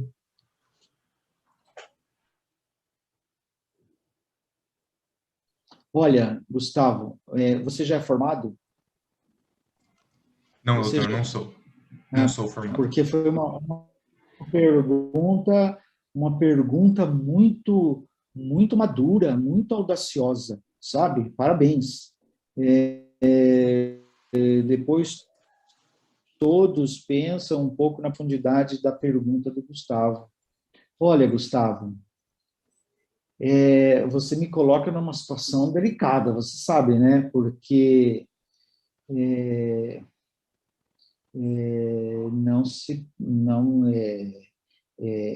não se pode dar uma resposta negligente a isso. Por quê?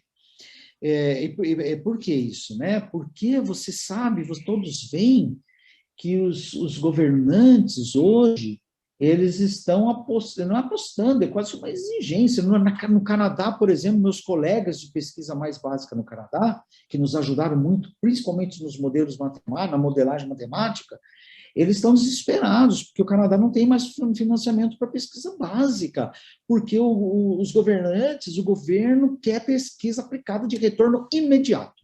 Então, eu acho que uma maneira didática, né, de responder a sua pergunta é qualificando essa questão da pesquisa, do retorno da pesquisa, né? O que é o retorno da pesquisa?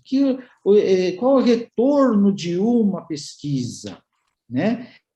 É um retorno mais imediato, né? Um retorno mais a longo prazo, né? Para o indivíduo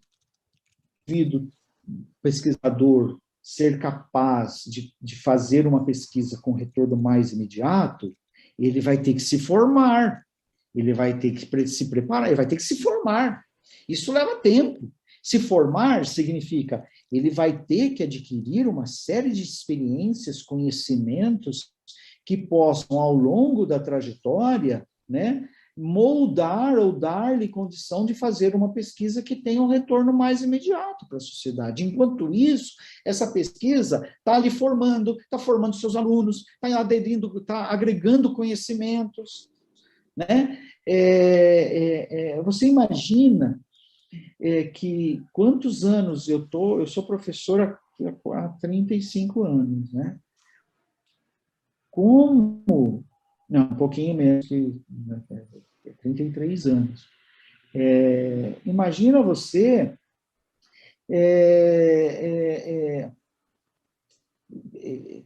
quanto aprendizado eu tive nas pesquisas básicas que eu fiz, né? E quantos anos eu levei para desenvolver a translacional, mesmo sendo de São Paulo, mesmo sendo da Universidade de São Paulo, não é verdade? Então, assim, e outra, e como é que a gente vai interpretar essa modelagem matemática para fazer, modelagem molecular, para fazer uma evidenciação de um alvo de sinalização, um alvo terapêutico?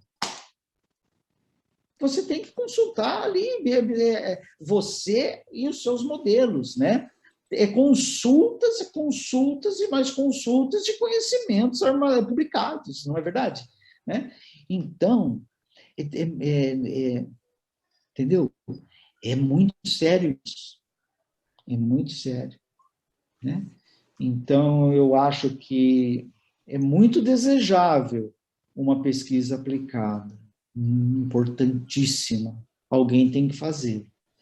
Mas a gente não deve menosprezar e a gente não deve desestimular e a gente deve brigar por quem faz pesquisas básicas, que elas são importantíssimas para pesquisas, para a consolidação das formas de pesquisas mais aplicadas que vêm pela frente, né? E todas muito importantes, todas muito importantes. Imagina você descrever uma via de sinalização numa célula, mesmo que seja na célula do zebrafish, aquilo filogeneticamente ela tem uma repercussão nos outros seres, né? Importantíssimo. Você não conseguiria, eventualmente, fazer essa descrição numa célula humana, não é? E o indivíduo que vai desenvolver um alvo terapêutico, se não tem esse conhecimento, não desenvolve alvo terapêutico. Então, toda pesquisa é bonita, toda pesquisa é nobre, né? Toda pesquisa vale a pena. É isso. Ela tem, e nós precisamos ter uma identidade com ela, porque a pesquisa, ela, costumo dizer que ela nasce no coração, não no cérebro, né? É o sistema límbico que está ali sinalizando o córtex cerebral para ir para determinados caminhos, né? Você precisa de uma carga de humor, atenção muito grande para decidir por projetos, né? Professor Gerson, eu passo agora a palavra para a Lorena. Ela vai fazer mais uma pergunta para a gente. Professor, nessa busca dos graduandos por pesquisas de alto impacto, o que o senhor considera que são os principais erros que eles cometem e como evitar também esses erros? Olha, eu acho que essa história de pesquisa de alto impacto, ela é um erro tanto por parte dos alunos, acho, como por parte de professores que fazem avaliação desses alunos nos processos seletivos que vêm pela frente, por exemplo, residência médica ou um concurso inicial de docente, já nem tanto, né? Alunos têm que ter oportunidade de fazer a pesquisa qualquer que seja. Só o fato de eles estarem fazendo uma pesquisa, né, ou num laboratório molhado, um laboratório, né, químico, com análises moleculares, ou num laboratório de neuroradiologia, ou num laboratório com equipamentos de cardiologia, num laboratório de neurofisiologia maravilhoso, você entendeu? Né? Então, eu acho que não tem que se preocupar com o impacto, viu, Lorena? É a segunda vez que você pronuncia isso. No fundo, ela é importante, mas ela não é essencial para o aluno. Eu acho que é legal, legal é a vivência do aluno, a experiência, a atmosfera, a oportunidade dele ver como as perguntas são formuladas, como as discussões são feitas, como os resultados são obtidos, quantos resultados que são imprecisos precisam ser jogados fora, entendeu? Você não pode passar por cima, fechar os olhos e publicar um resultado impreciso, principalmente envolvendo alunos, porque mais para frente outros resultados vão aparecer, não vão falar que você é mentiroso, mas vão deixar a sua pesquisa esquecida mais rapidamente, né? Então, eu acho que o mais bacana mesmo é ter um lugar aonde você possa ser bem recebido e que te dê condições de você vivenciar aquela atmosfera, entendeu? Tão bacana quanto a de uma boa pesquisa realizada. Você pode não conseguir um resultado publicado, mas você ganhou uma experiência gigantesca. E isso tem que estar no seu currículo, entendeu? No seu, não no seu, né, Lorena? De todos, entendeu? A sua experiência. Participei de tal projeto, observamos isso, mas viu-se que havia uma insegurança na publicação e que aquilo teria que ser testado com outras metodologias, para tanto precisou-se fazer novas colaborações, e eu não tive tempo de publicar, quem sabe eu vou publicar isso um dia. Isso acontece, principalmente com grandes pesquisadores honestos. Obrigada. Passo a palavra para a Mandra, agora tem mais uma pergunta, professor? Vocês me ouvem bem? Isso, Lorena. Lorena, esse raciocínio deveria ser feito não apenas pelos alunos, mas também pelos responsáveis pela avaliação desses alunos posteriormente, tá bom? Eu acho que eu cortei alguém, me perdoe. Está me ouvindo bem, doutor? Mais ou menos, está cortando. Está conseguindo. Para quem tem interesse em especializações que envolvam neuro, quais são as vantagens de fazer pesquisa direcionada à neurociência? Para quem tem interesse em neuro. Isso, fazer uma pesquisa mais direcionada à neurociência. Olha,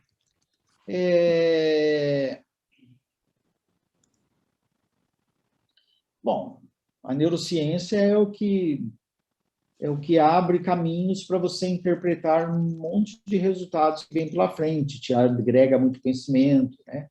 A pesquisa clínica também, mas estudar mecanismos, às vezes, é muito gratificante, é muito inspirador, entendeu?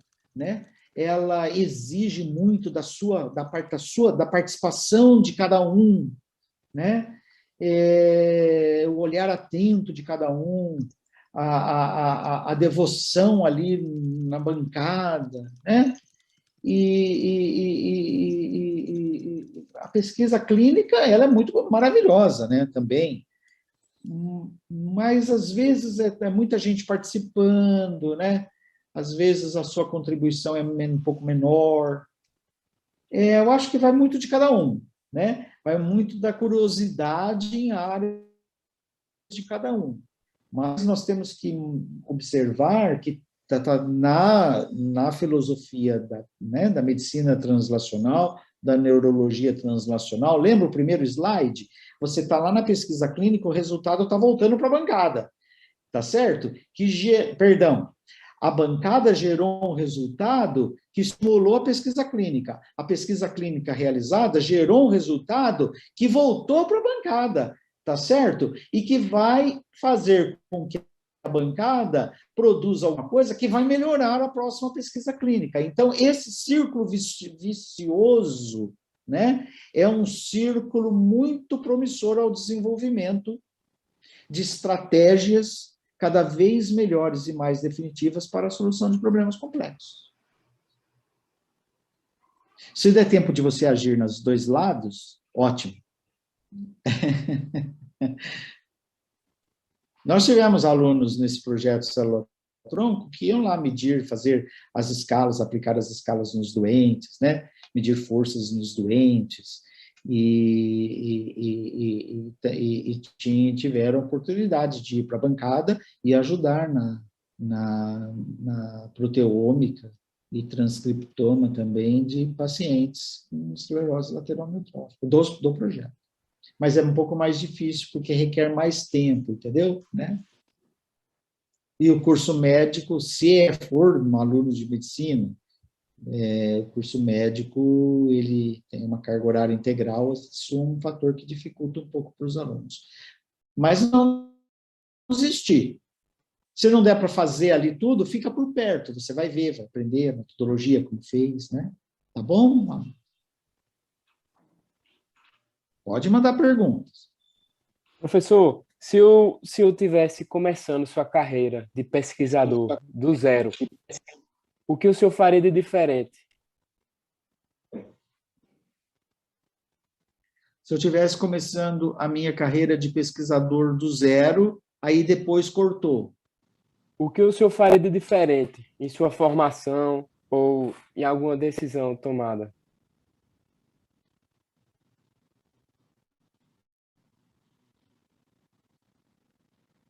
Olha,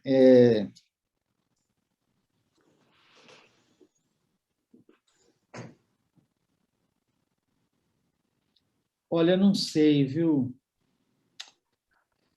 Cada momento foi tão especial. Cada momento foi tão especial. Brigar, quase perdi meu emprego. Brigar para ir para a Suécia, brigar por regeneração do sistema nervoso central. Na Suécia, brigar por ter um lugar ao sol, né? Naquela época, você veio da América do Sul, terra de índio, lugar ao sol, se impor, mostrar que você é capaz, tudo gerou bastante esforço, né? Demandou bastante esforço.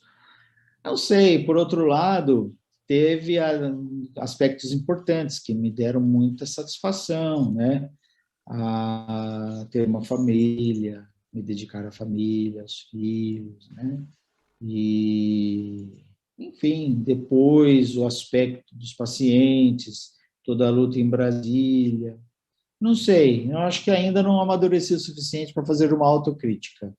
Mais para frente um pouco, talvez a resposta seja melhor, tá bom? Mas, nossa, cada pergunta, hein? Meu Deus. Professor, nós estamos caminhando para o final. Sim, está perfeito. Perdão, Nicolas. Não, pode concluir. Isso não significa, viu, Renan? Isso não significa que é um julgamento da perfeição. Pelo contrário. Eu sei que eu erro muito, né? E em alguns aspectos, mas eu não fico me punindo, né?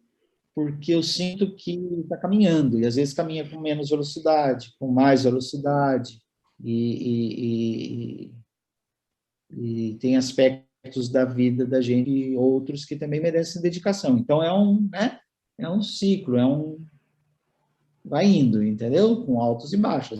Às vezes tem uma velocidade maior, às vezes uma velocidade um pouco menor, mas acho que o vetor está sempre indo para cima, creio, né? Professor, a conversa está extremamente proveitosa, mas pelo tempo, nós temos apenas uma pergunta do Gustavo para finalizar, e depois logo eu faço as considerações finais com o senhor. Muito bem.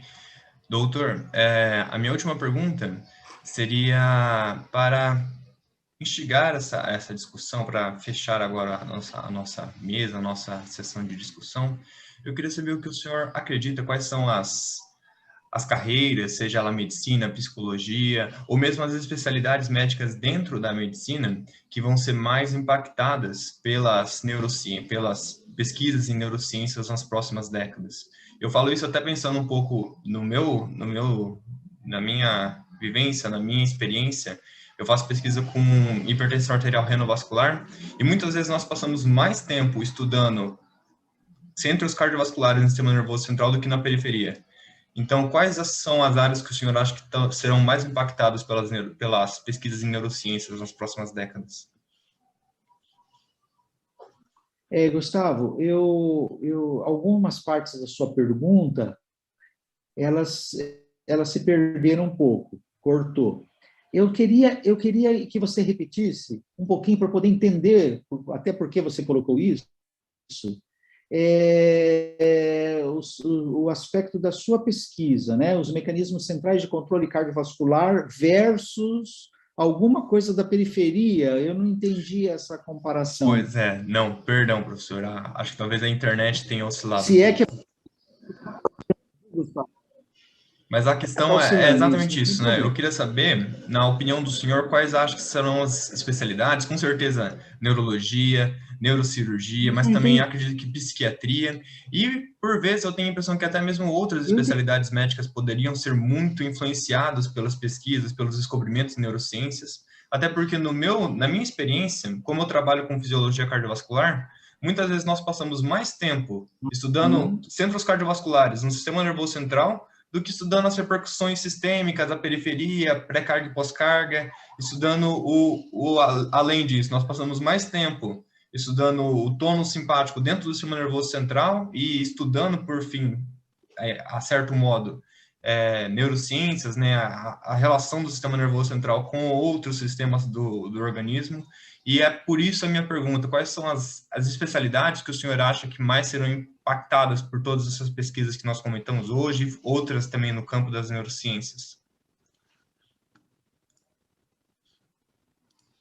Olha, eu creio que uma resposta bem assim real é que todas, porque o sistema nervoso é metido em várias ações, né? Quem podia imaginar que a psiquiatria fosse estudar expressão de BDNF no líquor de indivíduos? Entendeu? BDNF é um dos fatores neurotróficos, é o segundo da família das neurotrofinas, né? E ele é muito abundante no cérebro, por isso que é BDNF, e ele participa de alguns mecanismos de morte neuronal, mais relacionados a demências, né? E que, de repente, mostrou que o BDNF estava alterado em algumas doenças psiquiátricas, como a depressão, né? Então, psiquiatras estudando expressão gênica de fator neurotrófico, né? E, pô, que legal, já pensou você conseguir formular uma terapia que induz a expressão de fator neurotrófico especificamente, porque agora você consegue marcar esses fatores, não os fatores neurotróficos, você já consegue marcar moléculas em vivo por neuroimagem. Você consegue mostrar, por exemplo, dopamina, neurônios dopaminérgicos, você consegue mostrar receptor em humanos vivos, receptor GABAérgico na superfície de micróglia, vendo ativação de micróglia na substância negra e no núcleo caudado, muito antes da primeira sintoma da doença de Parkinson, né? Então, eu creio que tudo. Você é de onde? Eu sou da Universidade Federal de São Paulo, professor. Sou da Unifesp, da EPM Unifesp. Você é do... sim, legal. A minha esposa também veio da Unifesp. E ela é bastante famosa lá. Ela fez no mestrado dela, ela também é uma estudiosa em mecanismos centrais cardiovasculares, Débora Regiane Fiorchad. E foi aluna do Paiva, já ouviu falar do Paiva? Então. Enfim, ela neurofisiologia da área cardiovascular, e de repente sistema nervoso, né? Mais de 2.000 ratos injetados com bradicimina, né? Nas áreas centrais cardiovasculares. Eu acho que todas, né? Vamos ver outro exemplo. um exemplo bacana. Aí, em 94, Rita Levi-Montalcini fala assim, Gerson, o NGF, que eu batizei como fator de crescimento do nervo, ela e Vitor Pong, né, que era o bioquímico que compartilhou, o químico que compartilhou o prêmio com ela, porque ele tinha a ferramenta para isolar e descrever quimicamente uma molécula que ela encontrou ali, né? E que, né, a gente está vendo que o efeito sobre o crescimento da fibra nervosa, por isso NGF, fator de crescimento do nervo, né, o efeito na sobrevida do neurônio é mais importante do que o efeito do crescimento do nervo, né? Nós estamos vendo receptores de NGF em áreas do sistema nervoso central relacionadas à dor. Receptores de NGF em células fora do sistema nervoso central pertencentes ao sistema imune. Então, moléculas com efeito na vida do neurônio, na sobrevida do neurônio, sinalizam o sistema imunológico. Então, até que ponto o cérebro pode influenciar o sistema imunológico? Em 94, um conceito como esse, você fica maluco, entendeu? E hoje nós temos o famoso, né, eixo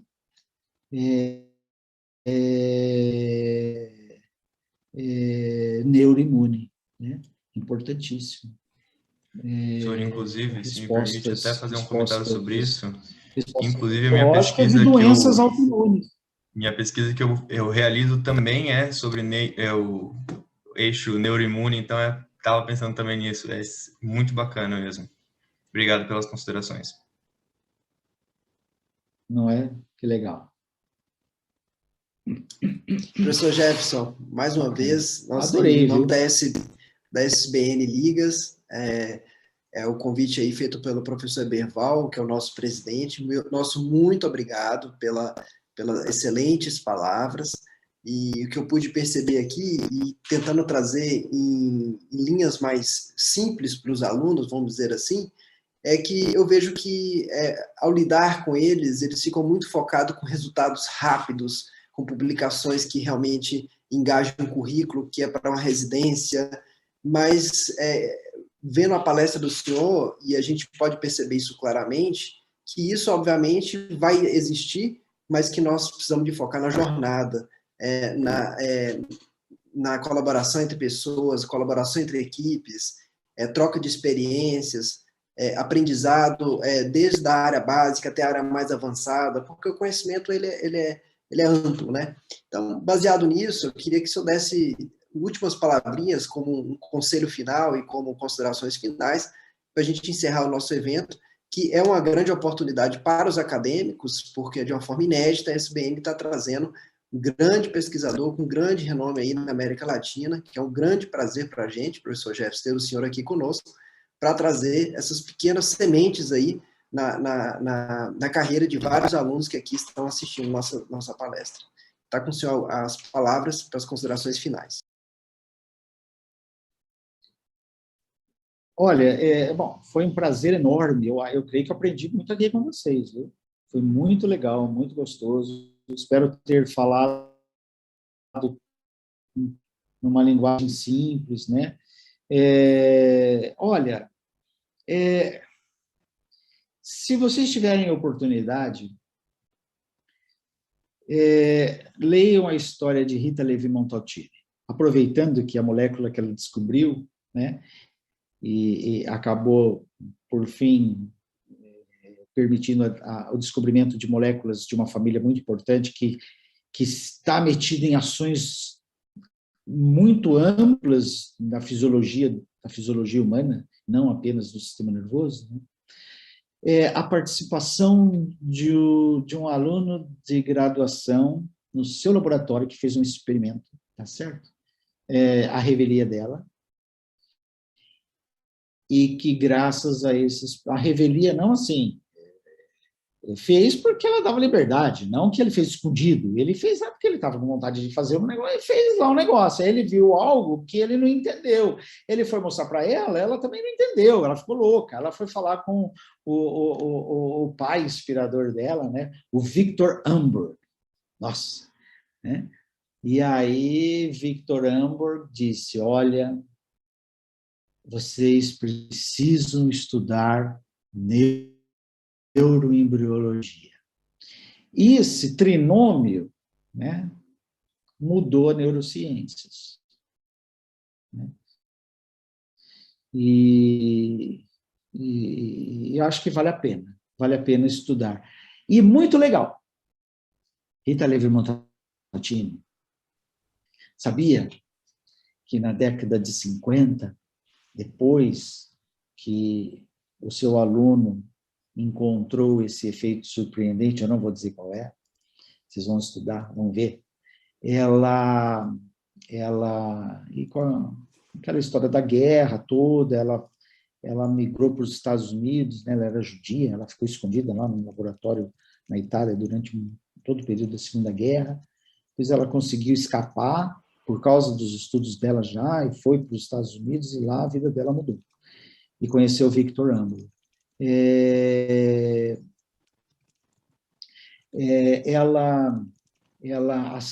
A descoberta que ela fez era tão inovadora que ninguém conseguia entender. Então, a história do NGF ficou perdida no espaço durante 60, 70, quase 20 anos. 20 para 30, 25 anos. Né? Até que alguém olhou aquilo e falou, nossa, mas isso aqui tem que ter um significado. E pegou 2 toneladas de cérebro de porco, de verdade, para extrair a segunda molécula com efeito trófico, que é o BDNE. Né? Quase 30 anos depois. E ela conta isso, todos os indivíduos que ganham o prêmio Nobel, né, fazem uma apresentação da sua vida lá no Instituto Carolinas. Imperdível, hein? Eu assisti vários.